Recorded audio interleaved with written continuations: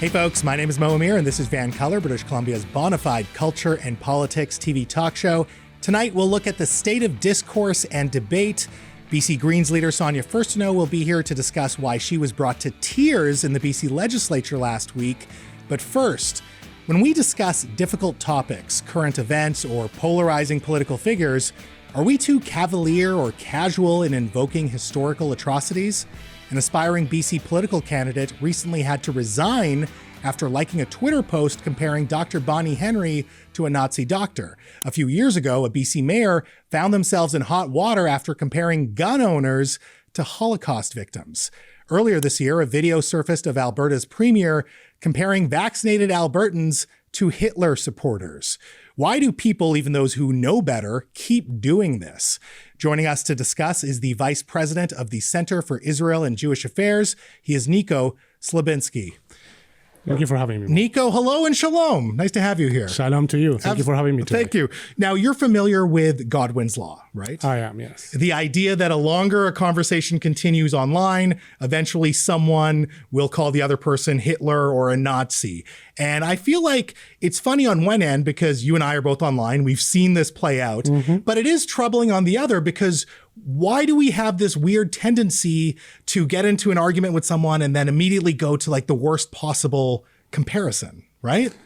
That is a really good question. I would say that for anyone that is having those kinds of conversations online, my suggestion is just don't have them, right? At the same time, why does that happen? It's something that I have been asking myself for a very long time.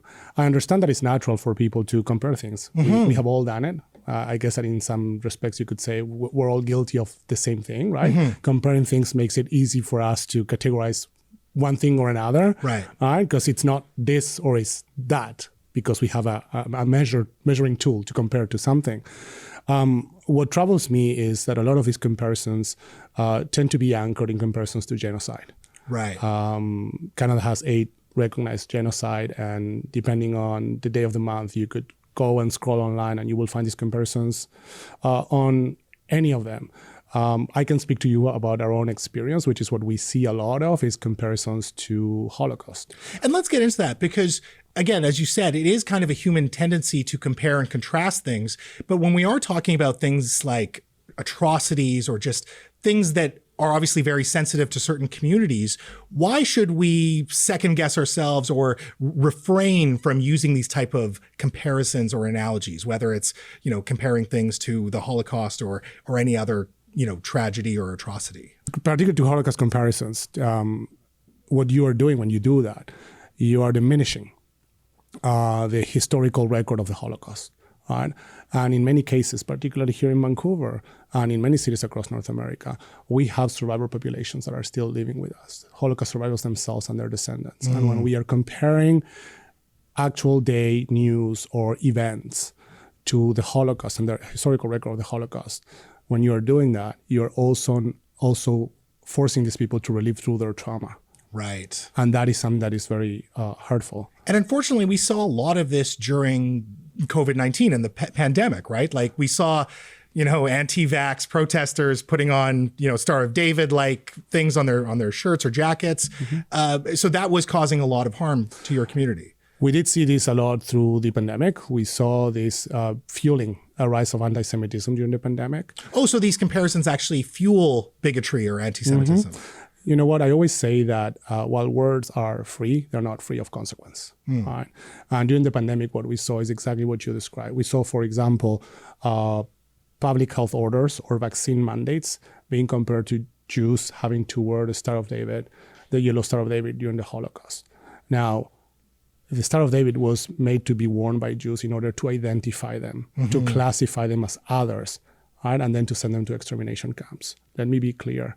Whether or not you agree with vaccine mandates or with public health orders, those were designed to preserve life and save life. Right. Yeah. Those are two very different things that should never be compared. Yeah. Right? It almost feels like even if you are comparing, one atrocity with another atrocity, we just shouldn't do that anyways, right? Like we should talk about things independently without the need for, drawing on another community's experience. I would agree to that. I would say that, if you want to compare something, you don't need a measuring tool to do that. Something can be bad for what it is, or you can be right on your own merits. You don't need to compare it to something else to prove your case. And my advice to everybody doing that is there's something that just don't do it. Don't compare anything to genocide. Yeah. Right? You do not want to cause people to relive through their trauma of their genocide, whether it is the Holocaust or one of the other 7 genocides recognized by the government of Canada. You do not want to put survivors and their descendants through that experience again and again and again. You do not want to cheapen the memories and the historical record of that traumatic event. Right?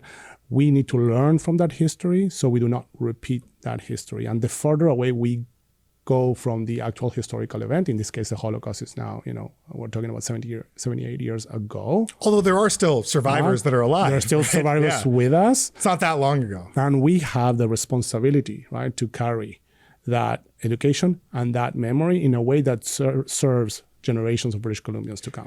Is the larger problem that we're just too cavalier and too casual with words and terminology in general? Because I've talked to some of my Black friends, and they also don't like when people use the term slave or invoke slavery in a very casual way. And I never thought about it until they brought it up, right? It was that conversation that helped me realize that, yeah, that is invoking a very painful memory for a lot of people, or certainly a painful history for a lot of people. So is the larger problem that we're just not conscious of the words that we're actually using? That perhaps is the case in many situations. I recognize that language changes and evolves over time. And that I think it's an important recognition that we need to be mindful of. I think that in some ways, language has changed and evolved for the better. If you take the example of how do we speak today about certain, minorities like the LGBTQ or the neurodiverse populations, I think that the evolved language has served us for the better. Right? Absolutely. We talk much better about those things today than we did in the past, right? And in some other cases, we don't. And this is where what you and I are discussing comes into play, and where we need to be more careful about the impact that our words have, because they're not free and they do carry consequences. Absolutely. Nico, this was a pleasure. Thank you for this conversation. I think it's important, and I hope that all of the viewers watching this right now do consider the language that they use, the comparisons that they make. So thank you so much for your time tonight. Thank you for having me, Mo. Folks, he's the vice president of the Center for Israel and Jewish Affairs. He is Nico Slobinsky. Now, after some business, BC Greens leader Sonia Furstenau will be here to discuss why you, as a British Columbian, should be concerned by what happened last week in the BC legislature. That's up next.